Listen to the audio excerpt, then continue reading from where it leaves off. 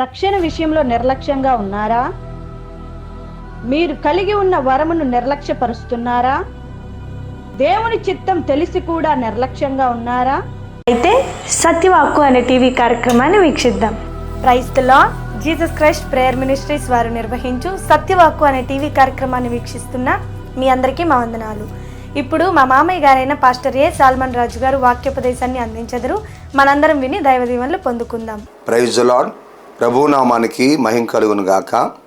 మన ప్రభువును రక్షకుడైన యేసుక్రీస్తు నామంలో సత్యవాక్కు అనే ఈ టీవీ కార్యక్రమాన్ని వీక్షిస్తున్న సహోదరి సహోదరులందరికీ వందనాలు తెలియపరుస్తున్నాం. మంచిది క్రీస్తునంతరా ఈ సమయమందు దేవుని వాక్యాన్ని మనం వినడానికి స్పాన్సర్ చేసిన కుటుంబం సహోదరి శాంతమ్మ గారు, వారికి వందనాలు తెలియపరుస్తున్నాం. ప్రభు వారిని వారి కుటుంబాన్ని దీవించి ఆశీర్వదించును గాక. మంచిదిరా సమయంలో పరిశుద్ధమైన బైబిల్ గ్రంథం నుంచి దేవుని వాక్యాన్ని మనం చదువుకున్నాం. ఏబ్రిల్కు రాసిన పత్రిక 2వ అధ్యాయము 3వ వచనం. ఎంత గొప్ప రక్షణను మనం నిర్లక్ష్యం చేసిన ఎడల ఎలాగా తప్పించుకుందాము? ప్రార్థన చేసుకున్నాం. ప్రేమ కలిగిన మా ప్రియ పరలోకమందున్న మా తండ్రి పరిశుద్ధుడా, మీకు వందనాలు, స్తుతులు, స్తోత్రాలు చెల్లిస్తున్నా, కృతజ్ఞతలు చెల్లిస్తున్నా, మహిమ ఘనత ప్రభావం చెల్లిస్తున్నా. చదవబడిన లేఖన భాగాన్ని మీరు దీవించి ఆస్వాదించండి. అలాగనే మీ పక్షాన్ని నిలవబడుకున్న మమ్మల్ని జ్ఞాపకం చేసుకోండి. మీ ఆత్మతో నింపి అభిషేకించి మీ నోటి బోరవలే మమ్మల్ని వాడుకోమని వేడుకుంటూ ప్రార్థిస్తున్నాం. అలాగనే ప్రభువా, ఈ వాక్యాన్ని వినడానికి సిద్ధపడిన 10 బిడ్డకి వినగలిగిన చెవి, గ్రహించే జ్ఞానము, వాక్యానుసారమైన జీవితాన్ని దయచేసి మహిమ పొందుకోమని వేడుకుంటున్నాం. అలాగనే ఈ వాక్యాన్ని స్పాన్సర్ చేసిన సహోదరి శాంతమ్మ గారి కుటుంబాన్ని దీవించి ఆశీర్వదించండి, సహాయించండి, కృపనుగ్రహించమని యేసు నామములో అడుగుతున్నాం తండ్రి, ఆమేన్. మరి సమయం ముందు దేవుని వాక్యం మనం చదువుకున్నటువంటి లేఖన భాగం ప్రకారంగా పిల్లరా, ఇంత గొప్ప రక్షణ మనం నిర్లక్ష్యము చేసిన ఎడల ఎలాగా తప్పించుకుందుము అన్న వాక్యాన్ని మనం చదువుకున్నాం. ఈరోజు పిల్లరా మన అంశం ఏంటంటే మనం నిర్లక్ష్యంగా ఉండకూడదు. అవును పిల్లరా, మనం నిర్లక్ష్యంగా ఉండకూడదు. సహోదరి సహోదరులారా, సంఘము ఎప్పుడు కూడా నిర్లక్ష్యంగా ఉండకూడదు. ప్రభు పిల్లలు ఎప్పుడు కూడా నిర్లక్ష్యంగా ఉండకూడదు. నిర్లక్ష్యం చాలా ప్రమాదకరమైనది. నిర్లక్ష్యం వల్ల చాలా మన జీవితాల్లో కోల్పోవాల్సి వస్తుంది పిల్లరా. అవును, నిర్లక్ష్యం అంటే అజాగ్రత్తగా ఉండటం, లేకపోతే బాధ్యత లేకపోవటం అని అర్థమిస్తుంది, లేక శ్రద్ధ లేకపోవటం అని అర్థమిస్తుంది, లేక పిల్లరా పెడశివుని పెట్టడం అనే అర్థమిస్తుంది, లేక పట్టించుకోకపోవటం, ఒక విషయాన్ని చెప్పినప్పుడు పట్టించుకోకపోవటం అనే అర్థం కూడా ఇస్తుంది పిల్లరా. గమనించింది, చెప్పింది వెంటనే చేయకపోవటం, దీన్ని ఏమంటారంటే నిర్లక్ష్యం. అవును, దేవుని సంఘమైనటువంటి మనం నిర్లక్ష్యంగా ఉండకూడదు. క్రీస్తునందు పిల్లరా గమనించండి, ఈ విషయాన్ని మనందరం కూడా గ్రహించాల్సిన వారిగా ఉన్నాం పిల్లరా. ఎందుకు అంటే ఉదాహరణగా కొన్ని విషయాలు మనం చూసినట్లయితే పిల్లరా, ఒక చదువుకుంటున్నటువంటి ఒక వ్యక్తి, అబ్బాయి కానివ్వండి అమ్మాయి కానివ్వండి, చదువులో నిర్లక్ష్యంగా ఉంటే ఏం జరుగుతుంది? మార్కులు వస్తాయా? రావు. గమనించండి పిల్లరా, మార్కులు రాకపోతే వాళ్ళ భవిష్యత్తు ఏం చేస్తుంది? దెబ్బతింటుంది. గమనించండి, వారు భవిష్యత్తు దెబ్బతిని పోవడానికి కారణం ఏంటంటే వారిలో ఉన్నటువంటి నిర్లక్ష్యమే. గమనించండి, వారికి మంచి భవిష్యత్తు, మంచిగా చదువుకుంటే, మంచిగా పరీక్షలు రాస్తే, శ్రద్ధగా మరి మంచి మార్కులు ఇస్తే వాళ్ళకి జాబ్ వస్తుంది. గమనించండి, అదే వ్యక్తి చదువు విషయంలో నిర్లక్ష్యంగా ఉంటే మార్కులు రావు, జాబ్ రాదు. గమనించండి, కొన్ని సంవత్సరాలు చదివి కూడా వేస్ట్ అయిపోతారు. తర్వాత ఏ చిల్లరంగట్లోనో కోర్టులోనూ పనిచేయాల్సి వస్తుంది. గమనించండి, క్రీస్తు యేసునందు ప్రియ దేవుని బిడ్డలారా గమనించండి, తన మంచి భవిష్యత్తు ఎందుకు పోయింది? ఎందుకు నాశనం అయిపోయింది అంటే ఇలా గమనించండి, నిర్లక్ష్యం. బాగా చదివితే లక్షల రూపాయలు నెలకి సంపాదించాల్సిన వారు ఈరోజు నిర్లక్ష్యంగా ఉండి తమ జీవితాలు భవిష్యత్తును బాగొట్టుకొని ఈరోజు ఎంతోమంది ఇబ్బంది పడుతున్నటువంటి వారిని మనం చూస్తూ ఉన్నాం. అలాగనే ఇంకా కూడా పిల్లరా, ఒక డాక్టర్ గారు నిర్లక్ష్యంగా ఉన్నట్లయితే పేషెంట్ పట్ల ఆ పేషెంట్ ప్రాణాలు పోతాయి. క్రీస్తునంతరా గమనించండి, ఒక డాక్టర్ గారు నిర్లక్ష్యంగా ఉన్నట్లయితే ఆ పేషెంట్ పట్ల సరైన వైద్యం చేయకపోతే, సరిగా ఆ వ్యక్తిని పట్టించుకోకపోతే, కేర్లెస్గా ఉంటే ఏం జరుగుతుందంటే మనం ఆలోచన చేస్తే ఆ వ్యక్తి, ఆ రోగి ప్రాణాలు పోతాయి డాక్టర్ గారి నిర్లక్ష్యం వల్ల. కొన్నిసార్లు మనం వింటూ ఉంటాం, ఆ డాక్టర్ గారి నిర్లక్ష్యం వల్లనే ఆ వ్యక్తి చనిపోయేశారు, సరిగా పట్టించుకోలేదు, సరిగా ఇవ్వాల్సిన ట్రీట్మెంటు జరగలేదు అంటుంటాం. కనుక డాక్టర్ గారు నిర్లక్ష్యంగా ఉంటే పేషెంట్ ప్రాణాలు పోతాయి కదా. చదువుకునే వ్యక్తి నిర్లక్ష్యంగా ఉంటే తన భవిష్యత్తు పోతుంది. ఒక డ్రైవర్ ఉన్నాడు అనుకోండి, బస్సుల డ్రైవరు, ఆ డ్రైవర్ కూడా నిర్లక్ష్యంగా ఉంటే గమనించండి, ఆ యొక్క బస్సులో ఉన్న వారందరి ప్రాణాలకు అపాయం వస్తుంది. అవును, కొన్నిసార్లు యాక్సిడెంట్ జరిగినప్పుడు అంటారు కదా, డ్రైవరు నిర్లక్ష్యం వల్లే ఈ యొక్క యాక్సిడెంట్ జరిగింది అని. గమనించండి, అట్లా ఆ బస్సు ఓనర్కి నష్టం జరుగుతుంది, కొంతమంది ప్రాణాలకి నష్టం జరుగుతుంది, ఆ బస్సు తోలుతున్న డ్రైవరు కూడా నష్టం జరుగుతుంది. కనుక నిర్లక్ష్యం వల్ల ఇన్ని ప్రమాదాలు ఉన్నాయి. అందుకే దేవుని వాక్యం మనకు తెలియపరుస్తుంది ఈరోజు గమనించండి, మనం నిర్లక్ష్యంగా ఉండకూడదు గమనించండి. అయితే ఏ విషయంలో నిర్లక్ష్యంగా ఉండకూడదు అంటే మొట్టమొదటిగా రక్షణ విషయంలో నిర్లక్ష్యంగా ఉండకూడదు. దేవునికి మహిమ కలుగును గాక. అవును రక్షణ విషయంలో మనం నిర్లక్ష్యంగా ఉండకూడదు. ఎందుకంటే చదువుకున్నటువంటి ఆ లేఖన భాగం ప్రకారంగా మనం ఆలోచన చేస్తే రక్షణ విషయంలో ఎవరు కూడా నిర్లక్ష్యంగా ఉండకూడదు. ఇది మొదటి పాయింట్ గమనించండి. ఎందుకు అని అంటే అక్కడ రాయబడిన మాట ఏంటంటే, ఇంత గొప్ప రక్షణ మనం నిర్లక్ష్యం చేసిన ఎడల ఎలాగా తప్పించుకుందాము గమనించండి. దీంట్లో మొదటి మాట ఏంటంటే గమనించండి రక్షణ గొప్పది ఇంత గొప్ప రక్షణ అని రాయబడి ఉంది. అంటే రక్షణ గొప్పది. దేనికంటే గొప్పది? ఈ ప్రపంచంలో ప్రతి దానికంటే గొప్పది రక్షణ. ఈ భూలోకంలో ఒక వ్యక్తికి ఏదున్నా లేకపోయినా రక్షణ సంపాదించుకొని ఉండాలి, రక్షణ పొందుకొని ఉండాలి, రక్షణ కలిగి ఉండాలి, రక్షణ అనుభవంలో నడిపించబడుతూ ఉండాలి. రక్షణ గొప్పది. రక్షణతో ఏది కూడా సాటి రాదు. ప్రియ సహోదరి సహోదరులరా గమనించండి, డబ్బు కంటే విలువైనది రక్షణ, ఎండి బంగారాల కంటే విలువైనది రక్షణ, వజ్రముల కంటే విలువైనది రక్షణ. ప్రియులరా ఆస్తుల కంటే విలువైనది రక్షణ. ప్రియులరా భూములు, స్థలాలు, ఇల్లు వాటన్నిటికంటే విలువైనది, ఉద్యోగం, వ్యాపారం, డ్యూటీ వాటన్నిటికంటే విలువైనది గొప్పది రక్షణ. ఎందుకంటే అవన్నీ ఈ లోకానికి మాత్రమే పరిమితము, అవన్నీ ఇక్కడ మాత్రమే పరిమితము, ఇక్కడే అవన్నీ కూడా గతించిపోతాయి.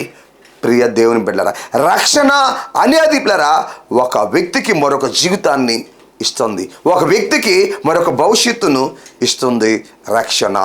అందుకే ఇంత గొప్ప రక్షణ మనం నిర్లక్ష్యం చేసిన ఎడల ఎలాగా తప్పించుకుందాము అని రాయబడింది వాక్యము. అంటే రక్షణ గొప్పది. ఈ వాక్యం వింటున్న సహోదరి సహోదరుడా, నీ జీవితంలో ఈ గొప్ప రక్షణ నువ్వు పొందుకొని ఉన్నావా? ఈ గొప్ప రక్షణ నువ్వు అనుభవిస్తున్నావా? ఈ గొప్ప రక్షణలో నువ్వు కొనసాగుతూ ఉన్నావా? ఆలోచించు. లేక రక్షణ విషయంలో నువ్వు నిర్లక్ష్యాన్ని కలిగి ఉన్నావా? ఆత్మదేవుడు అడుగుతున్నాడు ఈ సమయంలో. గమనించండి, రక్షణ గొప్పదే. నీ దగ్గర డబ్బు లేకపోవచ్చు, రక్షణ పొందుకో. ఎండి బంగారాలు లేకపోవచ్చు నీ దగ్గర, రక్షణ పొందుకో. ఆస్తులు లేకపోవచ్చు, రక్షణ సంపాదించుకో. ఉండడానికి నీకు స్థలం లేకపోవచ్చు, అయినా రక్షణ సంపాదించుకో. ఇల్లు లేకపోవచ్చు, రక్షణ సంపాదించుకో. మంచి ఆహారం లేకపోవచ్చు, నువ్వు రక్షణ చాలా గొప్పది, సంపాదించుకో. మంచి బట్టలు నువ్వు ధరించుకోలేకపోవచ్చు, రక్షణ సంపాదించుకో. గమనించండి, వస్తు వాహనాలు లేకపోవచ్చు, రక్షణ సంపాదించుకో. బంధువులు స్నేహితులు లేకపోవచ్చు, రక్షణ సంపాదించుకో. రక్షణ చాలా గొప్పది. ఉద్యోగం లేకపోవచ్చు నీకు, రక్షణ సంపాదించుకో. మంచి వ్యాపారం లేకపోవచ్చు నీకు, రక్షణ సంపాదించుకో. వీటన్నిటికంటే గొప్పది రక్షణ. అందుకే ఇంత గొప్ప రక్షణ అన్న పదం అక్కడ ఉపయోగించడం జరిగింది. రక్షణ మన జీవితంలో అన్నిటికంటే గొప్పది. ఆ రక్షణ విషయంలో నిర్లక్ష్యం చేయకూడదని దేవుని వాక్యం మనకు తెలియపరుస్తూ ఉంది. క్రీస్తునందు ప్రియ దేవుని బిడ్డలారా, సహోదరి సహోదరులారా, ఎలాగా తప్పించుకుందాము అంటే నరకం ఉంది, నరకం ఉంది. నరకాన్ని ఎలా తప్పించుకుంటామని దాని అర్థం. ఇంత గొప్ప రక్షణ నిర్లక్ష్యంగా ఇక్కడ చేస్తే ఈ రక్షణ గురించి ఆలోచించకపోతే, ఈ రక్షణ గురించి పట్టించుకోకపోతే, ఇక్కడ రక్షణ నాకు అవసరం అని కానీ ఒక వ్యక్తి కానీ తెలుసుకోకపోతే, మారు మనసు పొందకపోతే, పాప క్షమాపణ పొందకపోతే, యేసుక్రీస్తుని వారిని సొంత రక్షకునిగా అంగీకరించకపోతే, లేరా ఇదిగో రేపు నరకాన్ని తప్పించుకోలేరు. అక్కడ అగ్ని ఆరదు, పురుగు సావదు, యుగ యుగాలు కాలుతూ ఉండాలి. అగ్ని గంధకాలు, అగ్ని గుండాలు మండుస్తూ ఉంటాయి, దాన్ని తప్పించుకోలేరని వాక్యం తెలియపరుస్తుంది. వాక్యం వింటున్న సహోదరి సహోదరుడా, ఇదిగో రక్షణ నీకు సమీపంలో ఉంది, రక్షణ నీకు అందుబాటులో ఉంది, రక్షణ గురించిన మాటలు నీకు వినిపిస్తున్నాయి, రక్షణ గురించి ప్రభువు నీతో మాట్లాడుతున్నాడు, పరిశుద్ధాత్మ దేవుడు నిన్ను హెచ్చరిస్తూ ప్రేరేపిస్తున్నాడు. రక్షణ గొప్పది. నువ్వేది గొప్పది అనుకుంటున్నావు? ఒక మంచి ప్లాట్ ఉంటే గొప్పది అనుకుంటున్నావా? ఒక మంచి బిల్డింగ్ ఉంటే గొప్పది అనుకుంటున్నావా? పొలం ఉంటే గొప్పది అనుకుంటున్నావా? గమనించండి. మంచి ఉద్యోగం ఉంటే అది గొప్పది అనుకుంటున్నావా? నా దేవుని వాక్యం తెలియపరుస్తుంది, రక్షణతో అవేవి సమానము కావు, రక్షణతో అవేవి సాటి రావు. అందుకే రక్షణ గొప్పది, మొదటి మాట గమనించండి. కనుక ఇప్పుడు రెండోది ఏం చేయాలి మనము అంటే పిల్లరా, రక్షణ లేనివారు రక్షణ పొందుకోవాలి. దేవునికి మహిమ కలుగునుగాక. రక్షణ లేనివారు రక్షణ పొందుకోవాలి. ఈ వాక్యం వింటున్న సహోదరి సహోదరుడా, నీ జీవితంలో ఇంతవరకు నీ ఆత్మకు రక్షణ లేదా? ఆ విషయంలో నువ్వు నిర్లక్ష్యంగా ఉన్నావా? రక్షణ గొప్పదని ఒకటి మనం తెలుసుకున్నాం. నీకు రక్షణ లేకపోతే వెంటనే నువ్వు రక్షణ పొందుకోవాలి. ఆలస్యం చేయొద్దు, నిర్లక్ష్యం చేయొద్దు. సమయం లేదు, సమయం దగ్గర పడింది, ప్రభువు రాకడ సమీపిస్తూ ఉంది, ఆ సూచనలు మనకు కనిపిస్తూ ఉన్నాయి. కనుక నీకు రక్షణ లేకపోతే వెంటనే నువ్వు రక్షణ పొందుకోవాలి, పాప క్షమాపణ పొందుకోవాలి, మారు మనసు పొందుకోవాలి, యేసు ప్రభుని సొంత రక్షకునిగా అంగీకరించుకోవాలి. అప్పుడే నువ్వు నరకాన్ని తప్పించుకుంటావు, అప్పుడే నువ్వు పరలోక రాజ్యంలో ఉంటావు, అప్పుడే నువ్వు ప్రభుతో కూడా ఉంటావు. ఈ వాక్యం వింటున్న నా దేవుని బిడ్డ, ఆలోచించే సమయంలో లేఖన భాగం మనకు స్పష్టంగా తెలియపరుస్తూ ఉంది. రక్షణ లేని వారు రక్షణ పొందుకోవాలి. రక్షణ అనేది నీ వ్యక్తిగతము, రక్షణ అనేది నీ ఆత్మకు సంబంధించింది, రక్షణ అనేది నీ భవిష్యత్తుకు సంబంధించింది. రక్షణ గురించి ఆలోచించండి పిల్లరా.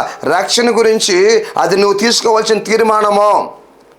రక్షణ గురించి నువ్వు శ్రద్ధ తీసుకోవాలా, రక్షణ గురించి నువ్వు జాగ్రత్త పడాలా. అది నీ వ్యక్తిగతం కనుక, నీ ఆత్మకు సంబంధించింది కనుక, నీ భవిష్యత్తుకు సంబంధించింది కనుక, నీకు మరొక భవిష్యత్తు ఉంది. ఆ భవిష్యత్తుకి ఈ భూలోకంలో ఉన్నప్పుడే నువ్వు పునాది, మంచి పునాది వేసుకోవాలి. ఏంది ఆ పునాది అంటే, యేసుక్రీస్తుని సొంత రక్షణగా అంగీకరించి మారు మనసు పొంది నీ పాపాలు ఒప్పుకొని నువ్వు రక్షణ పొందాలి. దేవునికి మహిమ కలుగును గాక. క్రీస్తునందు పిల్లరా ఆలోచించేయండి. అందుకే వాక్యం తెలియపరుస్తూ ఉంటుంది. ఒకటి రక్షణ గొప్పది, రెండోది రక్షణ లేని వారు రక్షణ పొందుకోవాలి. నీకు ఇంకా రక్షణ లేదా? కొన్ని సంవత్సరాల నుంచి సంఘానికి పోతున్నావా, వాక్యాన్ని వింటున్నావు కానీ నీ మనసు మారిందా, నీ ఆలోచన మారిందా, నీ తలంపులు మారిందా, నీ ఊహలు మారాయా, నీ చూపులు మారాయా, నీ నడవడిక మారిందా, నీ సాక్ష్యం మారిందా? ఆలోచించు. ఇంకా రక్షణ పొందకుండా ఎంతకాలం ఉంటావు? ఇంకా పాత జీవితాన్ని జీవిస్తా ఎంతకాలం ఉంటావు? ఇంకా రోత జీవితాన్ని జీవిస్తా ఎంతకాలం ఉంటావు? ఈ వాక్యం వింటున్నా సహోదరి సహోదరుడు ఆలోచించు. తర్వాత మూడోది మనం ఏం తెలుసుకోవాలంటే, రక్షణ పొందిన వారు దాన్ని కాపాడుకోవాలి. దేవునికి మహిమ కలుగునుగాక. రక్షణ పొందిన వారు దాన్ని కాపాడుకోవాలి. ఈరోజు చాలామంది రక్షణ పొందుకోవాలని సంకలు తట్టుకుంటున్నారు. గమనించండి, ఇష్టవిడిగా బతుకుతున్నారు, ఇష్టవిడిగా జీవిస్తున్నారు. రక్షణ పొందుకున్న వాళ్ళు ఆ పొందుకున్న రక్షణ జాగ్రత్తగా కాపాడుకోవాలి. అది నీ చేతుల్లోనే ఉంది, అది నీ వ్యక్తిగతము, నువ్వు పొందుకున్నావు, అది నీ ఆత్మకు సంబంధించింది, అది నీ భవిష్యత్తుకు సంబంధించింది. ఆ రక్షణ కాపాడుకోవాల్సిన బాధ్యత నీదే. ఇంకొకరు వచ్చి నువ్వు పొందుకున్న రక్షణ కాపాడలేరు. రక్షణ అయితే పొందుకున్నావు కానీ నువ్వు దాన్ని కాపాడుకుంటున్నావా, దాన్ని భద్రపరుచుకుంటున్నావా? అనుదినము నువ్వు రక్షణ కాపాడుకోవాలి. ప్రియ దేవుని బిడ్డలారా, అనుదినము నువ్వు రక్షణ కాపాడుకోవాల్సిన వ్యక్తిగా ఉన్నావు. ఈ వాక్యం వింటున్నటువంటి సహోదరి సహోదరుడా ఆలోచించు. దేవుని వాక్యం తెలియపరుస్తుంది. ఎప్పటికప్పుడు నీ రక్షణ నువ్వు కాపాడుకోవాలి, ఎప్పటికప్పుడు నీ సాక్ష్యాన్ని నువ్వు కాపాడుకోవాలి, ఎప్పటికప్పుడు నీ జీవితాన్ని నువ్వు కాపాడుకోవాలి, ఇప్పటికప్పుడు నీ బతుకును నువ్వు కాపాడుకోవాలి. ఒకసారి రక్షణ పొందుకున్నావులే, బాప్తీసం తీసుకున్నావులే, ఇంకెలాగా బ్రతికితే ఏముందలే, ఏదో సాధించేసావులే, బాప్తీసం తీసేసుకున్నావులే, అయిపోయిందిలే, సంఘానికి పోతున్నావులే, వాక్యం వింటున్నావులే, వస్తున్నావులే అంటే కాదు. ఎప్పటికప్పుడు నువ్వు కాపాడుకోవాలి నీ రక్షణ. అది నీ చేతుల్లోనే ఉంది, అది నీ చేతుల్లోనే పెట్టున్నాడు ప్రభు. నువ్వే జాగ్రత్త పడాలా, నీ రక్షణ నువ్వే కాపాడుకోవాలా. క్రీస్తునందు ప్రియ దేవుని బిడ్డ, సహోదరి సహోదరుడా, ఆలోచించి ఒకసారి దావీదు ఏమంటాడు? రక్షణ ఆనందమును నాకు మరలా పుట్టించమంటాడు. ఆయన పాపం చేసినప్పుడు చూసారా, బాగానే ఉన్నాడు కొంతకాలము. ఒకనొక సందర్భంలో ఆయన పాపం చేయాల్సి వచ్చింది. పాపం చేశాడు, పాపంలో పడిపోయాడు, నేత్రాశలో పడిపోయాడు, శరీరాశలో పడిపోయాడు, తెప్పించుకున్నాడు, పాపం చేశాడు.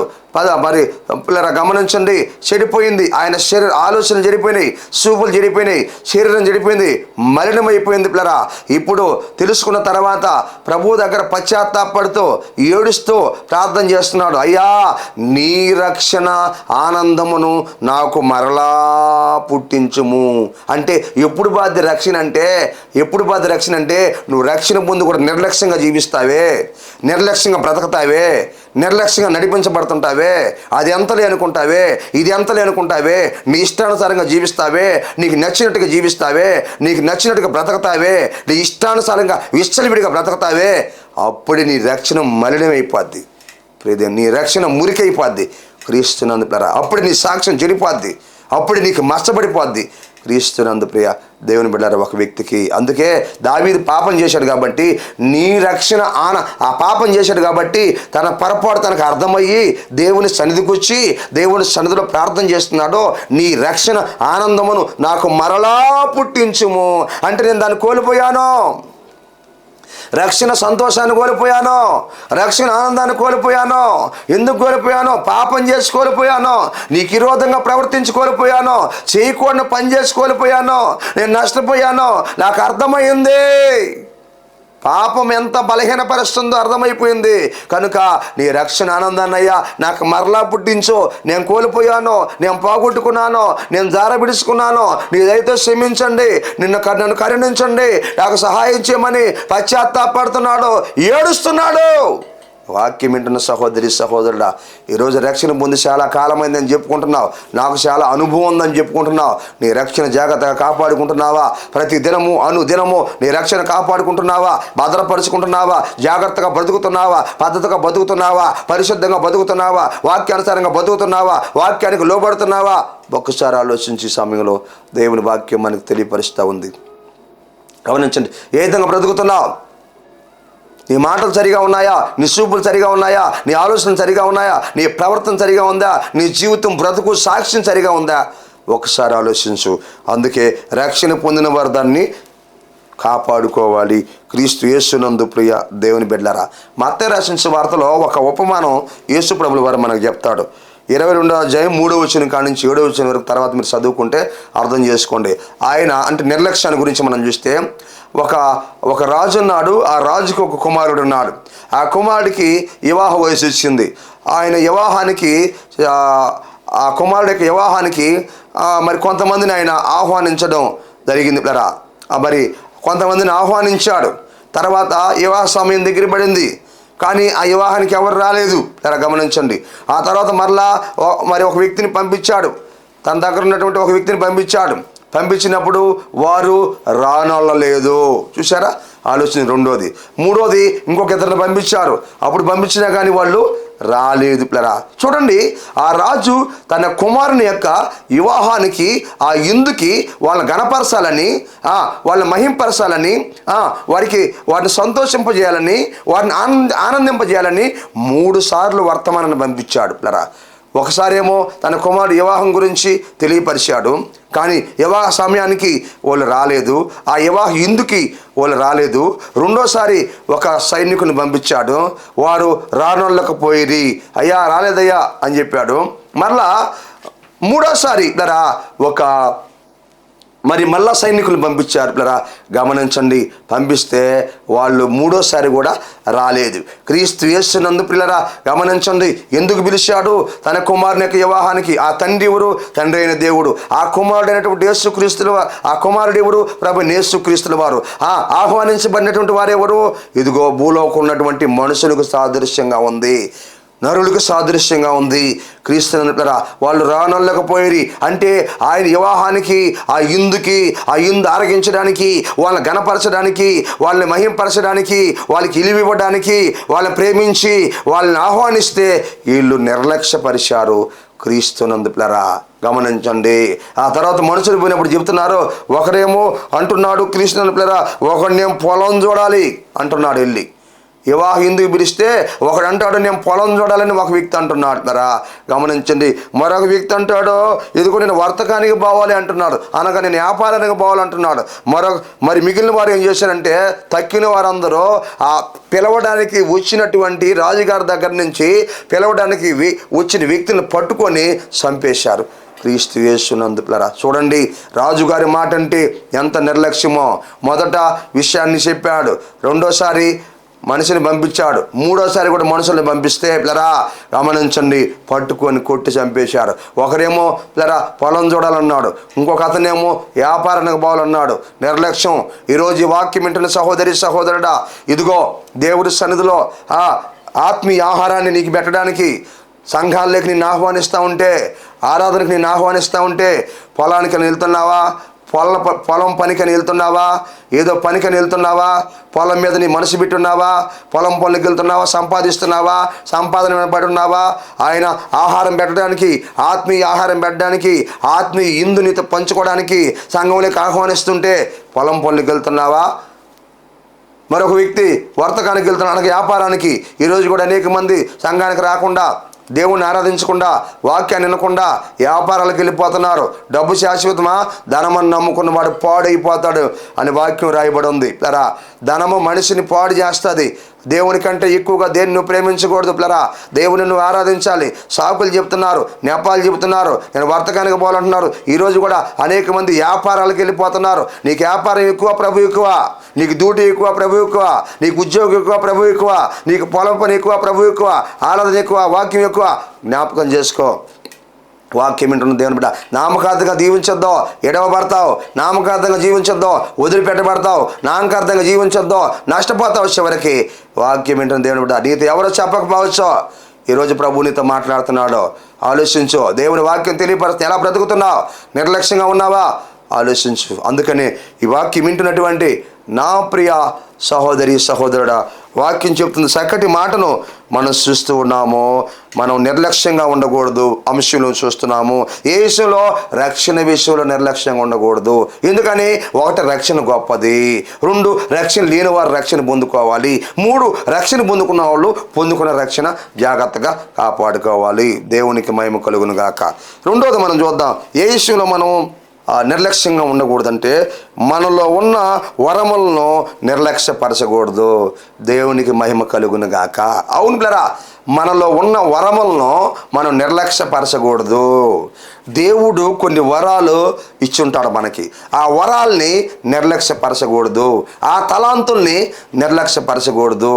క్రీస్తునందు పిల్లరా వాటిని చంపేయకూడదు. అవి వాడకుండా ఉండకూడదు. అవును కదా. ఒకసారి ఒక వ్యక్తికి 5 తలాంతులు ఇచ్చాడు. ఉపమానం వింటాం. ఒక వ్యక్తికి 5 తలాంతులు ఇచ్చాడు యజమానుడు. ఒక వ్యక్తికి 2 తలాంతులు ఇచ్చాడు. ఒక వ్యక్తికి 1 తలాంతు ఇచ్చాడు. 5 తలాంతులు ఇచ్చినట్టు వ్యక్తి 10 సంపాదించాడు. ప్లరా గమనించి అభివృద్ధి పరిచాడు. మరి 2 ఇచ్చిన వ్యక్తి 4 సంపాదించాడు. 1 ఇచ్చిన వ్యక్తి లోతుగా తవ్వి ఆ తలాంతుని అక్కడ పూడ్చిపెట్టాడు. తర్వాత యజమానుడు వచ్చాడు. అడిగినప్పుడు ఆ సంపాదించిన వాళ్ళు ఇచ్చారు, కానీ ఈడు, అయ్యా నువ్వు కఠినుడివి, విత్తన చల్లని చోట కోసేవాడివి, విత్తన చోట కోసేవాడివని నాకు తెలిసి నేను ఈ తలాంతుని లోతుగా గుంటది పూడ్చిపెట్టాను, ఇదిగో నీ తలాంతు అన్నాడు. నేను కఠినుడిని నీకు తెలిసి కూడా నా సొమ్ముని నీ దగ్గర పెట్టినప్పుడు నువ్వెందుకు దాన్ని అభివృద్ధి పరచలేదు, దాన్ని ఎందుకు విస్తరింపజేయలేదు, దాన్ని ఎందుకు సహకారాలు ఇచ్చి దాన్ని ఎక్కువ చేయలేదు అని చెప్పి ఆ తలాంతు కూడా పెరిగి 5 తలాంతులకు 10 తలాంతులు సంపాదించిన వ్యక్తికి ఇచ్చేశాడు. కనుక నీ తలాంతును నువ్వు పూడ్చిపెడుతున్నావా? దేవుడు నీకు ఇచ్చిన వరాన్ని పూడ్చిపెడుతున్నావా? దేవుడు నీకు ఇచ్చిన తలాంతును పూడ్చిపెడుతున్నావా? వాడకుండా ఈ వాక్యం వింటున్న సహోదరి సహోదరుడా, దేవుని వాక్యం తెలియపరుస్తుంది, ఇదిగో మనలో ఉన్న వరములను నిర్లక్ష్యపరచకూడదు. దేవుడు నీకు వరం ఇచ్చినప్పుడు, దేవుడు నీకు తలాంతు ఇచ్చినప్పుడు, ఏదో ఒక వరం దేవుడు నీకు ఇచ్చి ఉంటాడు. అసలు నీకు ఏ వరం ఇచ్చినాడో అది నీకు తెలుసా? నీకు ఏ తలాంతు ఇచ్చినాడో అది నువ్వు తెలుసుకున్నావా? ఈరోజు క్రైస్తవ సమాజంలో సహోదరులు అది కూడా తెలియకుండా బ్రతుకుతున్నారు. దేవుడు నాకు ఏ వరం ఇచ్చున్నాడా, దేవుడు నాకు ఏ తలాంతి ఇచ్చున్నాడా, దీన్ని నేను ఎలా అభివృద్ధి పరచాలా, దీంట్లో నేను ఎలా ఉపయోగపడాలా, దీంట్లో నేను ఎలా వాడబడాలా, దీంట్లో వాడబడటం ద్వారా ఎవరికి ఫలితం ఉందా, ఎవరికి ప్రయోజనం ఉందా అన్న విషయాన్ని తెలియకుండా బ్రతుకుతున్నారు చాలామంది క్రైస్తవ సహోదరులు. వాక్యం వింటున్నటువంటి దేవుని బిడ్డలారా, ఆలోచించండి. అసలు వరములు ఎలాగ అనుగ్రహించబడతాయి? ఆలోచించండి. వరములు మనకు ఎలా అనుగ్రహించబడతాయి? వరములు ఎలాగ అనుగ్రహించబడతాయంటే మనలో ఉన్న ఆసక్తిని బట్టి కూడా దేవుడు వరాన్ని మనకిస్తాడు. మనలో ఉన్న ఆశని బట్టి దేవుడు వరాలు మనకు అనుగ్రహిస్తాడు. మనలో ఉన్న ఆత్మీయతని బట్టి వరాలు దేవుడు మనకు అనుగ్రహిస్తాడు. మనలో ఉన్న విశ్వాసాన్ని బట్టి వరాలు దేవుడు మనకు అనుగ్రహిస్తాడు. మనలో ఉన్న భక్తిని బట్టి, మనలో ఉన్న నమ్మకత్వాన్ని బట్టి, మనలో ఉన్నటువంటి యథార్థతను బట్టి దేవుడు వరాలు అనుగ్రహిస్తాడు. క్రీస్తునందు ప్రియమైనటువంటి దేవుని బిడ్డారా, చూద్దాం, వాక్యాన్ని చూద్దాం. తెస్సలోనికి రాసినటువంటి పత్రిక, మొదటి పత్రిక 5వ అధ్యాయము 19వ వచనంలో ఒక మాట రాయబడింది. ఆత్మను ఆర్పకుడి. చూసారా, ఏం చేయదంటాడు? నీకు ఇచ్చిన వరాన్ని, ఆత్మీయ వరాన్ని నువ్వు ఆర్పకూడదు. ఆత్మ అభిషేకాన్ని నువ్వు ఆర్పుకోకూడదు. ఆత్మీయ తలాంతులు ఆర్పుకోకూడదు. క్రీస్తునందు పిల్లరా, ఆత్మను ఆర్పకుడి అని వాక్యం రాయబడింది. ఈరోజు అనేక మంది ఆత్మీయ జీవితంలో చల్లారిపోన్నారు, ఆత్మీయ జీవితంలో దిగజారిపోన్నారు, ఆత్మీయ జీవితంలో బలహీనలైపోన్నారు, ఆత్మీయ జీవితంలో అడుగును పడిపోన్నారు. ఒకప్పుడు ఆత్మీయంగా ఉన్నోళ్ళు, ఒకప్పుడు ఆత్మీయంగా కొనసాగుతున్నోళ్ళు, ఒకప్పుడు ఆత్మ అభిషేకం కలిగినటువంటి వారు, ఒకప్పుడు ఆత్మ వరాలు కలిగినటువంటి వారు, ఒకప్పుడు మంచి తలాంతులు కలిగినటువంటి వారు, ఒకప్పుడు దేవుని కోసం వాడబడుతున్నటువంటి వారు పిల్లరా, దేవుని సేవలో వాడబడుతున్నటువంటి వారు, దేవుని సంఘంలో వాడబడుతున్న వారు ఈరోజు అన్ని పోగొట్టుకొని వారు చల్లారిపోయేస్తున్నారు. క్రీస్తునందు పిల్లరా, అందుకే వాక్యం తెలియపరుస్తూ ఉంది. పౌలు గారు చక్కగా పత్రిక రాస్తూ అంటున్నాడు, ఆత్మను ఆర్పకుడి. నీ ఆత్మ నువ్వే ఆరిపేసుకుంటున్నావు, నీ వరాన్ని నువ్వే ఆరిపేసుకుంటున్నావు, నీ తలాంతం నువ్వే పూర్తి చేసుకుంటున్నావు. సహోదరుడా గమనించు, వాక్యం తెలియపరుస్తూ ఉంటుంది సమయంలో. అందుకే ఆరిపేస్తే అనేక మంది అణిచేసుకుంటున్నారు అనేక మంది. అలాగ మనం ఉండకూడదు దేవుని బిడ్డలారా. ఏం చేయాలి మనము అంటే వాక్యం మనకి తెలియపరుస్తూ ఉంది పిల్లరా. ఆత్మలో మనం ఎదుగుతూ ఉండాలి, ఆత్మలో మనం బలపడుతూ ఉండాలి, ఆత్మలో మనం స్థిరపడుతూ ఉండాలి, ఆత్మలో మనం ఫలిస్తూ ఉండాలి, ఆత్మలో మనం అభివృద్ధి అవుతూ ఉండాలి, ఆత్మలో మనం విస్తరిస్తూ ఉండాలి. అలా మనం ఎదుగుతూ ముందుకి కొనసాగాల్సిన వారంగా ఉన్నాం. దేవుని వాక్యము మనకు తెలియపరుస్తూ ఉంది క్రీస్తునందు పిల్లరా. అందుకే వాక్యం చెబుతుంది, ఆత్మను ఆర్పకుడి. ఈరోజు ఈ వాక్యం వింటున్న దేవుని బిడ్డ, దేవుడు నీకు ఇచ్చినట్టు ఆత్మను నువ్వు ఆరిపేస్తున్నావా? ఆలోచించు, ఒక్కసారి ఆలోచించు. నీకు ఇచ్చిన వరాన్ని నువ్వు ఆరిపేస్తున్నావా? నీకు ఇచ్చిన తలాంతుని నువ్వు పూడ్చిపెట్టేస్తున్నావా? ఆలోచించు. దేవుడు నీకు ఇచ్చిన ఆ తలాంతు, నీకు ఇచ్చిన ఆ వరం, నీకు ఇచ్చిన ఆత్మ అభిషేకాన్ని నువ్వు ఉపయోగించుకోవాలి, వాడుకోవాలి. క్రీస్తునంటారా. అందుకనే రెండో మాట అంటాడు అక్కడ, ప్రవశించుటను నిర్లక్ష్యం చేయకుడి. ప్రవశించుట నిర్లక్ష్యం చేయదు. ప్రవచించే వరాన్ని దేవుడు నీకు అనుగ్రహించుంటే పిల్లరా, ఆ ప్రవశించే వరాన్ని ఏం చేయకూడదు? నిర్లక్ష్యపరచకూడదు. ఆ వరం కలిగిన వారు పిల్లరా ఉపయోగపడాలి సంఘానికి. ప్రవచించే వరం నీకు ఇచ్చున్నాడు దేవుడు.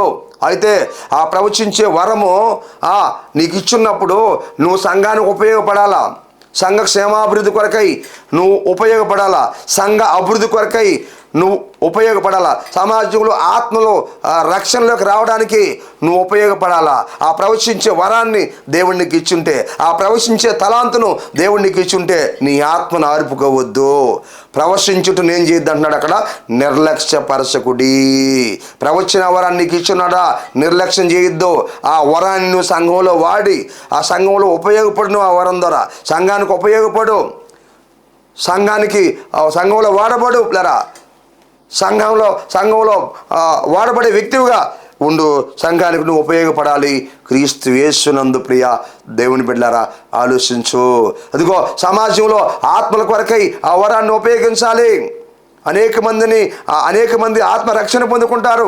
మనకున్న తలాంతుల్ని మనం వాడితే, మనకున్న వరాల్ని మనం వాడితే, మనకిచ్చిన దేవుడిచ్చిన కృపను మనం సరిగ్గా ఉపయోగిస్తే అనేక మంది రక్షించబడతారు, ప్రభు వైపు తిరుగుతారు. క్రీస్తునందు పిల్లరా అల్ప విశ్వాసులు బలపరచబడతారు. క్రీస్తునందు పిల్లరా గమనించండి. అందుకే ప్రవశించుటను నిర్లక్ష్యపరచకుడి అని దేవుని వాక్యము మనకు చక్కగా తెలియపరుస్తూ ఉంటుంది. తర్వాత గమనించండి పిల్లరా, మూడో విషయం ఆలోచన చేస్తే అయితే ఇంకొక మాట అంటాడు, సమస్తమును పరీక్షించి మేలైన దానిని చేపట్టుడి. దేవునికి మహిమ కలుగును గాక. సమస్తమును మనం పరీక్షించాలి. సమస్తమును పరీక్షించి మేలైన దానిని మనం చేపట్టాలని వాక్యం తెలియపరుస్తుంది. అవును పిల్లరా, ఈ లోకంలో మనం జీవిస్తూ ఉన్నప్పుడు ఈ లోకంలో మంచి ఉంది, చెడు ఉంది పిల్లరా.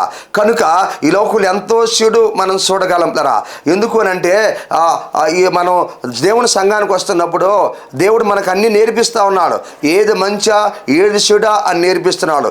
ఏది తినాలా, ఏది తాగకూడదా, ఏది చూడాలా, ఏది చూడకూడదా, ఏది అనుభవించాలా, ఏది అనుభవించకూడదా, ఎలా మాట్లాడాలా, ఎలా మాట్లాడకూడదా, ఎలా జీవించాలా, ఎలా జీవించకూడదా, సంఘములో ఎలా ఉండాలి, సమాజంలో ఎలా ఉండాలి, కుటుంబంలో ఎలా ఉండాలి, అన్ని విషయాలు కూడా దేవుడు మనతో మాట్లాడుతూ ఉన్నాడు.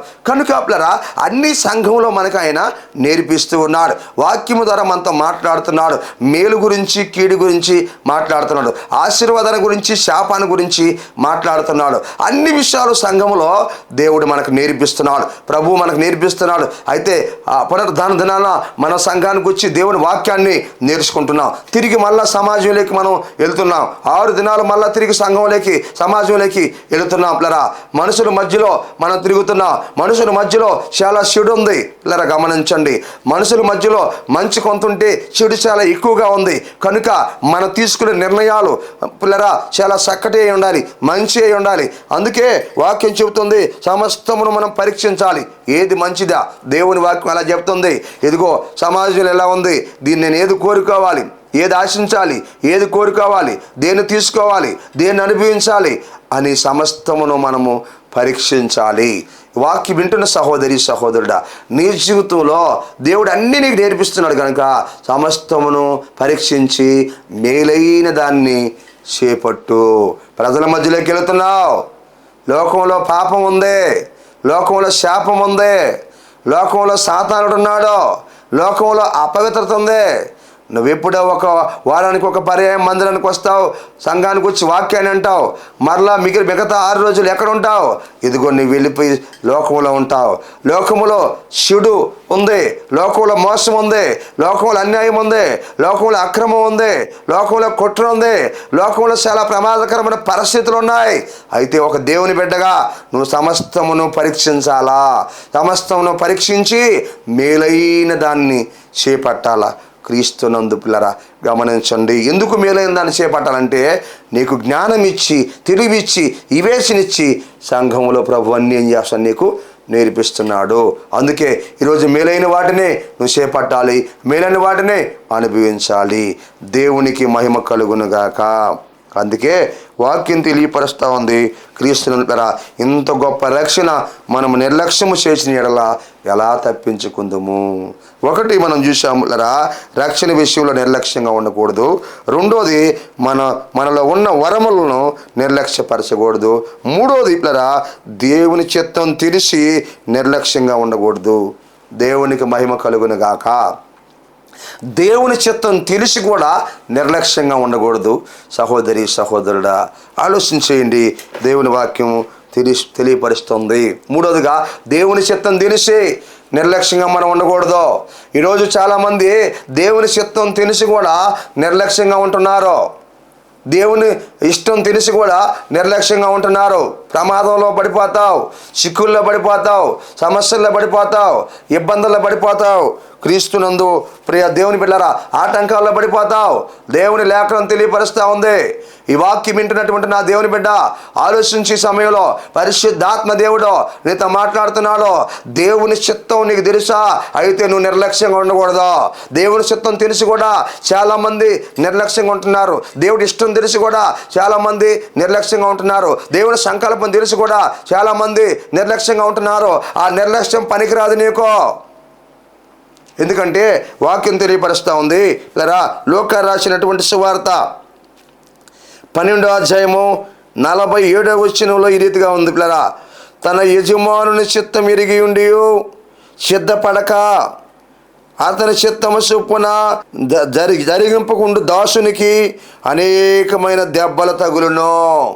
క్రీస్తునందు గమనించండి, ఈ మాట ఇక్కడ రాయబడి ఉంది. అంటే పిల్లరా ఈ మాటలు మన అర్థం తన యజమానుని చిత్తం ఎరిగిండియో. మొదటి మాట తన యజమానుని చిత్తం ఎరిగిండియో అంటే దేవుని చిత్తం మనకి ఎలా తెలుస్తుంది అని మీరు అనొచ్చు పిల్లరా. దేవుని చిత్తం మనకి ఎలా తెలుస్తుందంటే దేవుడు వాక్యం ద్వారా మనతో మాట్లాడుతున్నాడు. ఏది మంచో ఏది చెడో మాట్లాడుతున్నాడో, ఏది ఆయనకి ఇష్టమో ఏది ఆయనకి కష్టమో మాట్లాడుతున్నాడో, ఏది ఆశీర్వాదమో ఏది శాపమో మాట్లాడుతున్నాడో, పరలోకానికి పోవాలంటే ఏం చేయాలో మాట్లాడుతున్నాడో గమనించండి. తన వాక్యం ద్వారా మనకు అర్థమైపోతుంది దేవునికి ఇష్టమైన ఏమిటి, దేవునికి కష్టమైన ఏమిటని వాక్యం ద్వారా మనకు అర్థమైపోతుంది. వాక్యం ద్వారా దేవుడు తన ఇష్టాన్ని మనకు తెలియపరుస్తున్నాడు, తన కష్టాన్ని కూడా మనకు తెలియపరుస్తున్నాడు, నువ్వు చేయాల్సిన ఏందో తెలియపరుస్తున్నాడు, నువ్వు ఏది చేస్తే ఆయన కష్టం తెలియపరుస్తున్నాడు, ఏది చేస్తే ఇష్టం తెలియపరుస్తున్నాడు. ఆ రీతిగా తన ఇష్టాన్ని మనకు తెలియపరుస్తున్నాడు పిల్లరా. గమనించండి, అందుకే తన చిత్తాన్ని మనకు తెలియపరుస్తున్నాడు. ఈ వాక్యం వింటున్న సహోదరి సహోదరుడా, నీ జీవితంలో నీ దేవుని చిత్తాన్ని తెలిసి కూడా ఒకవేళ నీవు నీ ఇష్టానుసారంగా జీవిస్తున్నావా, అయితే నువ్వు చాలా జాగ్రత్తగా ఉండాలి. దేవుని బిడ్డ, నువ్వు నష్టపోతావు. ఈ విషయాన్ని జ్ఞాపకం చేసుకో. ఇంతవరకు నీకు తెలియకపోవచ్చు, పరిశుద్ధాత్మ దేవుడు ఈ సమయమందు మాట్లాడుతున్నాడు. దేవుని చిత్తం తెలిసి కూడా నీ ఇష్ట ప్రకారం బతుకుతున్నావా, నీకు నచ్చినట్టుగా బతుకుతున్నావా, ఒక్కసారి ఆలోచించు. అందుకే తన యజమాని చిత్తం ఎరిగి ఉండి అంటాడు అన్నమాట. అంటే దేవుని ఇష్టం ఏదో, దేవుని కష్టం ఏదో, మంచి ఏదో, చెడు ఏదో అన్ని దేవుడు మనకి నేర్పిస్తున్నాడు. ఈ విషయాన్ని గమనించాలి. అట్లాగా తన ఇష్టం ఏందో, తన చిత్తం ఏందో మనకి అర్థమవుతుంది. రెండవది సిద్ధపడక. క్రీస్తునందు ఆయన చిత్తం తెలిసి కూడా సిద్ధపడక. వాక్యం వింటున్న దేవుని బిడ్డ, మనం సిద్ధపడాలి. దేవుని చిత్తం మనకు తెలిసినప్పుడు మనం సిద్ధపడాలి, నిర్లక్ష్యంగా ఉండకూడదు. సిద్ధపడకపోతే ఎడవబడతాం. అవును కదా, ఆ బుద్ధి లేని కన్నికులు సిద్ధపడలేదు కాబట్టి ఎడవబడ్డారు. గమనించండి పిల్లరా, వాళ్ళు సిద్ధపడలేదు, అందుకే వాళ్ళు ఎడవబడ్డారు.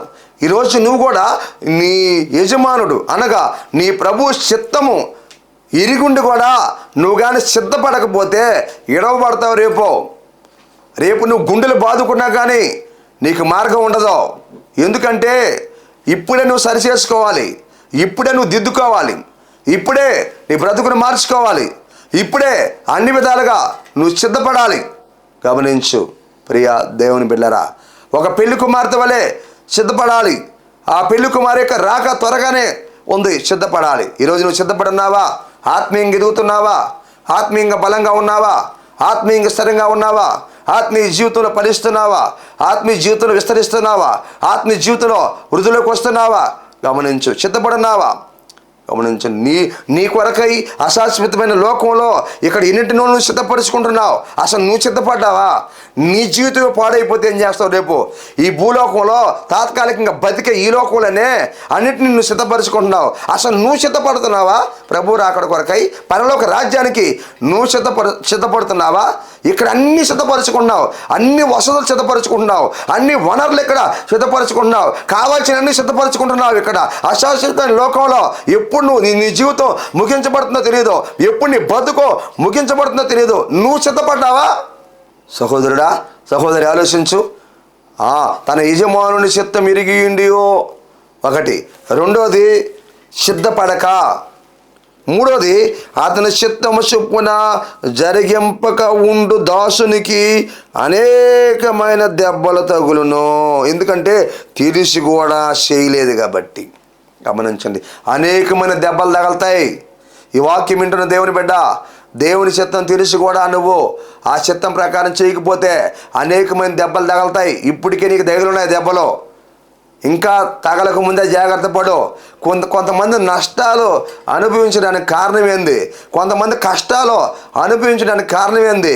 కొంతమంది బాధలు అనుభవించడానికి కారణం ఏంది? దేవుని బిడ్డలయ్యండి కూడా. మరి కొంతమంది ఇబ్బందులు పడడానికి కారణం ఏంది అంటే, కొంతమంది అవమానాలు పడడానికి కారణం ఏంది? కొంతమంది నష్టపోవడానికి కారణం ఏంటంటే దేవుని చిత్తం వాళ్ళకి తెలిసి కూడా సిద్ధపడలేదు కాబట్టి, అతని చిత్తము చొప్పున చేయలేదు కాబట్టి అనేకమైన దెబ్బలు తగులుతున్నాయి. క్రీస్తునందు ప్రియ దేవుని బిడ్డలారా ఆలోచించండి, అనేకమంది దెబ్బలు తగులుతున్నాయి. కొంతమందికి ఎన్ని దెబ్బలు తగిలినా కానీ తెలియదు, నష్టపోతూ ఉంటారు. కానీ ఈ దెబ్బ నాకు ఎందుకు తగిలింది, ఈ అపాయం నాకు ఎందుకు వచ్చింది, నాలో ఏమైనా లోపం ఉందేమో, నా కుటుంబంలో ఏదన్నా లోపం ఉందేమో, నాలో ఏదైనా బలహీనత ఉందేమో, నేను సరిగా వాక్యానుసారంగా జీవించడం లేదేమో, దానికనే దేవుడు తట్టాడేమో, దానికనే దేవుడు కొట్టాడేమో అని గ్రహింపులేక రావాలా. క్రీస్తునందు పిల్లరా, దేవుని చిత్తాన్ని తెలిసి కూడా సిద్ధపడకుండా తన ఇష్ట ప్రకారం బతుకుతూ ఉంటే పిల్లరా, గమనించండి, వాళ్ళకి అనేకమైన దెబ్బలు తగులుతాయి. ఇంకొక విషయం ఏంటంటే తెలుసు పిల్లరా, నీకెంత ఎక్కువ తెలుసో దేవుడి గురించి అన్ని దెబ్బలు తగులుతాయి. చేయకపోతే, వాక్యానుసారంగా జీవించకపోతే, నీకెంత వాక్యం తెలుసో, నువ్వు ఎంతమందికి చెబుతున్నావో, లేకపోతే ఎంత వాక్యం నీకు తెలుసో లేదా ఎంత సత్యం నీకు తెలుసో, అలా తెలిసి కూడా నువ్వు సిద్ధపడకపోతే, అలా తెలిసి కూడా నువ్వు నిర్లక్ష్యంగా ఉంటే లేదా ఎక్కువ తెలిసిన వాళ్ళకి ఎక్కువ దెబ్బలు తగులుతాయి. క్రీస్తు యేసునందురా గమనించండి. ఈ వాక్యం వింటున్న సహోదరి సహోదరుడా, దేవుడి వాక్యం మనకు తెలియపరుస్తూ ఉంది. ఈరోజు ఇదిగో నీకు దెబ్బలు తగలడానికి కారణం నీకు తెలుసా? నువ్వు నష్టపోవడానికి కారణం నువ్వు గ్రహించావా? నువ్వు ఈరోజు అవమానాలు ఉండడానికి కారణం నువ్వు తెలుసుకున్నావా? ఆలోచించు. ఈ సమయంలో దేవుని వాక్యం తెలియపరుస్తూ ఉంది. అందుకే లేఖనాలు తెలియపరుస్తున్నాయి పిల్లరా. చక్కటి మాట మనం చూస్తూ ఉన్నాం. అతని చిత్తము చొప్పున జరిగింపక ఉండే దాసునికి అనేకమైన దెబ్బలు తగులను. ఎంత ఎక్కువ తెలిస్తే అనే దెబ్బలు. నేను చాలా కాలం నుంచి ప్రభువుని నమ్ముకోనండి అంటారు కొంతమంది. మేము ఆది క్రైస్తవులు అండి అని చెప్తారు కొంతమంది పిల్లరా. రేపు వాక్యానుసారంగా కానీ నువ్వు జీవించకపోతే నీకెంత తెలుసో అన్ని దెబ్బలు తగులుతాయి. వాక్యం చెప్తా ఉంది పిల్లరా, గమనించండి. నీకు అనుభవం ఉండటం మంచిదే. వాక్యానుసారంగా జీవించు, వాక్యానికి లోబడు, వాక్యం అనే వెలుగులు నడిపించబడు, సత్యం అనే మార్గంలో నడిపించబడు. సహోదరుడా సహోదరి, వాక్యం తెలియపరుస్తూ ఉంది. పరిశుద్ధాత్మ దేవుడు ఈ సమయంలో మాట్లాడుతూ ఉన్నాడు. ఆలకించు ప్రియా దేవుని బిడ్డలరా, ఆలోచించు. నీకు నష్టాలు జరగడానికి కారణం ఏంది? నువ్వే పని చేసినా నష్టపోవడానికి కారణం ఏంది? దేవుడు మనసు నీకు తెలుసు, దేవుని చిత్తం నీకు తెలుసు, కానీ నువ్వు సిద్ధపడటం లేదు. నీ ఇష్ట ప్రకారంగా బతుకుతున్నావు, నీకు నచ్చినట్టుగా బతుకుతున్నావు, నీకు అనుకూలంగా బతుకుతున్నావు, లోకానుసారమైన జీవితాన్ని జీవిస్తున్నావు, సాతాను ప్రేరేపణకు లోబడి జీవిస్తున్నావు, పరిశుద్ధత లేకుండా జీవిస్తున్నావు, భక్తి లేకుండా జీవిస్తున్నావు, యథార్థత లేకుండా జీవిస్తున్నావు, నీతి లేకుండా జీవిస్తున్నావు, నిరీక్షణ లేకుండా జీవిస్తున్నావు, విశ్వాసం లేకుండా జీవిస్తున్నావు, నమ్మకం లేకుండా జీవిస్తున్నావు, నీ ఇష్ట ప్రకారంగా బతుకుతున్నావు. అందుకని దెబ్బలు తగులుతున్నాయి నీకు అన్న సంగతి ఎప్పుడైనా గ్రహించావా? ఆలోచన చేసావా? దేవుణ్ణి అడిగావా? వాక్యం వింటున్న సహోదరి సహోదరుడా, లేఖన భాగం మనకు తెలియపరుస్తూ ఉంది ఈ సమయంలో. అందుకే వాక్యం తెలియపరుస్తూ ఉంది. ప్రియ దేవుని బిడ్డలారా, చక్కటి మాటను, ఇంత గొప్ప రక్షణ నిర్లక్ష్యం చేసిన ఎడల ఎలాగా తప్పించుకుందాము? ఆలోచించు. నిన్ను బాధ పెట్టడానికి కాదు ప్రభు ఈ లోకానికి వచ్చింది. ఎందుకో తెలుసా? నీకు రక్షణ ఇవ్వడానికి ఈ లోకానికి వచ్చాడు. దెబ్బలు నీకు తగలడానికి కదా ప్రభు ఈ లోకానికి వచ్చింది. సాతాను చేతిలో దెబ్బలు తగలతో నిన్ను ఇడిపించడానికి, నా నిత్య నరకాన్ని తప్పించడానికి, నిత్య రాజ్యమైన పరలోక రాజ్యాన్ని నీకు ఇవ్వడానికి మన ప్రభు అయిన యేసుక్రీస్తుల వారు ఈ లోకానికి వచ్చాడు. నిన్ను ప్రేమించాడు. ఆయన ఈ లోకానికి వచ్చాడు, నీకోసం రక్తం కార్చాడు, నీకోసం ప్రాణం పెట్టాడు, నీకోసం సమాధి చేయబడ్డాడు, తిరిగి మరలా లేచాడు, పరలోకానికి ఆరోహణమయ్యాడు. నేడు రేపో ఆ ప్రభు మరలా తిరిగి రాబోతున్నాడు. వాక్యం వింటున్న సహోదరి సహోదరుడా, ఆయన రాకడ కొరకై నీవు నేను సిద్ధపడాలి. అటు కృప ప్రభు మనందరికీ దయచేయునుగాక. ప్రార్థన చేసుకున్నాం. ప్రేమ కలిగిన మా ప్రియ పరలోక తండ్రి, మీకు వందనాలు, స్తుతులు, స్తోత్రాలు చెల్లిస్తున్నా, కృతజ్ఞతలు చెల్లిస్తున్నా. ఇంతవరకు ఈ వాక్యాన్ని నా ప్రతి బిడ్డని మీరు జ్ఞాపకం చేసుకొని బలపరచండి ప్రభా, సహాయం చేయండి అయ్యా. నిర్లక్ష్యంగా ఉండకూడదని మీ వాక్యం తెలియపరుస్తుంది ప్రభా. ఇదిగో రక్షణ విషయంలో మేము నిర్లక్ష్యంగా ఉండకూడదని నీ వాక్యం తెలియపరిచింది అయ్యా. రక్షణ గొప్పది, ఎందుకంటే రక్షణ గొప్పది. ఈ ప్రపంచంలో ఉన్న ప్రతి దానికంటే రక్షణ గొప్పదయ్యా. రక్షణ లేనివారు ఆ రక్షణ పొందుకోవాలి ప్రభా. రక్షణ పొందుకొని అయ్యా ఇదిగో నిర్లక్ష్యంగా ఉన్నవారు దాన్ని కాపాడుకోవాలని నీ వాక్యం ద్వారా మేము విన్నాం ప్రభా. అదిని బట్టి కృతజ్ఞతాస్తుతులు స్తోత్రాలు తెలియజేస్తున్నాం ప్రభా. అదేవిధంగా అయ్యా ప్రార్థిస్తున్నాం ప్రభా, ఇదిగో మీరు మాకు ఇచ్చిన వరాలు విషయంలో మేము నిర్లక్ష్యంగా ఉండకూడదని నీ వాక్యం తెలియపరిచింది ప్రభా. ఆత్మను ఆర్పకూడదని మీ వాక్యం తెలియపరిచింది ప్రభా. స్తోత్రాలు చెల్లిస్తున్నాం. అదేవిధంగా ఆయన ప్రార్థన చేస్తూ శుద్ధిస్తూ గణపరుస్తున్నాం ప్రభా. అయ్యా ప్రవశించుటను నిర్లక్ష్యపరచకుడి అని వాక్యం రాయబడింది. స్తోత్రాలు చెల్లిస్తున్నాం. అలాగనే అయ్యా సమస్తమును పరీక్షించి మేలైన దాన్ని చేపట్టమని నీ వాక్యం తెలియపరిచింది. కృతజ్ఞతలు, స్తోత్రాలు, వందనాలు చెల్లిస్తున్నా. మహిమ ఘనత ప్రభావం చెల్లిస్తున్నాను ప్రభా. కృతజ్ఞతను చెల్లిస్తున్నాను. మహిమ ఘనత ప్రభావాలు మీరు పొందుకోమని అడుగుతున్నాను. అదేవిధంగా అయ్యా దేవుని చిత్తం ఎరిగి కూడా అయ్యా నాయన దేవుని చిత్తం తెలిసి కూడా ఆ చిత్తం విషయంలో నిర్లక్ష్యపరచకూడదని మీ వాక్యం విన్నాం. అందుని బట్టి స్తోత్రాలు చెల్లిస్తున్నాం, కృతజ్ఞతలు చెల్లిస్తున్నాం. మహిమ ఘనత ప్రభావాలు మీరు పొందుకోమని వేడుకుంటూ ప్రార్థన చేస్తూ స్తుతిస్తూ గణపరుస్తూ మహింపరుస్తూ స్తోత్రాలు చెల్లిస్తున్నాం ప్రభా. నీ చిత్తము తెలిసి కూడా మేము నిర్లక్ష్యంగా ఉండకూడదు, సిద్ధపడకుండా ఉండకూడదు ప్రభా. లేకపోతే అనేకమైన దెబ్బలు తగలుతాయని మీ వాక్యం రాయబడింది. అందరి బట్టి స్తుతులు స్తోత్రాలు కృతజ్ఞతలు మహిమ ఘనత ప్రభావం చెల్లిస్తూ ఈ వాక్యాన్ని స్పాన్సర్ చేసిన శాంతమ్మ గారిని దీవించి ఆశీర్వదించి బలపరచమని వేడుకుంటూ ఈ వాక్యాన్ని పత్తిపెట్టిన బలపరచమని యేసునామములో అడుగుతున్నాను తండ్రి, ఆమేన్. మన పరమ తండ్రి అయిన దేవుని ప్రేమ, ఆయన కుమారుడు యేసుక్రీస్తు వారి కృప, పరిశుద్ధాత్మ దేవుని కన్నుని సావాసము ఇక్కడ కూడా మనకి భూలోకంలో సకల పరిస్థితులందరికీ ఇప్పుడు ఎల్లప్పుడు సదాకాలం తోడే నడిపించును గాక. ఆమేన్, ఆమేన్. మీ అందరికీ ప్రభు యేసుక్రీస్తు నామములో వందనాలు. ప్రభు మిమ్మల్ని అందరిని దీవించి ఆశీర్వదించును గాక. ఆమేన్. మీ ప్రార్థన అవసరతలకు సంప్రదించవలసిన మా ఫోన్ నంబర్లు 9959458024 మరి యొక్క నెంబర్ 9640495124. మా అడ్రస్ కోడూరు కండ్రిగా సోస్త్రికం టిపి గూడూరు మండలం నెల్లూరు జిల్లా. మీ అందరికీ మా వందనాలు.